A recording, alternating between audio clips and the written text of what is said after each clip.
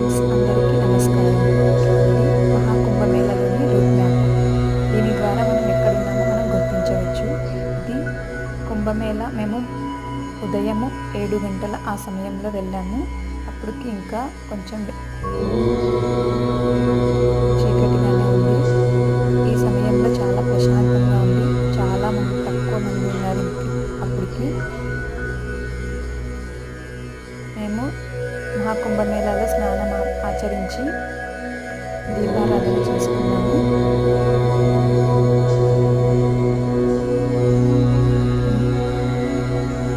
నాకు ఆ దేవుడు ఈ దర్శనం కల్పించినందుకు చాలా సంతోషంగా ఉంది. ఈ రూట్ మ్యాప్ ఎవరికైనా ఉపయోగపడుతుందేమో షేర్ చేయండి. Thank you friends. Subscribe please.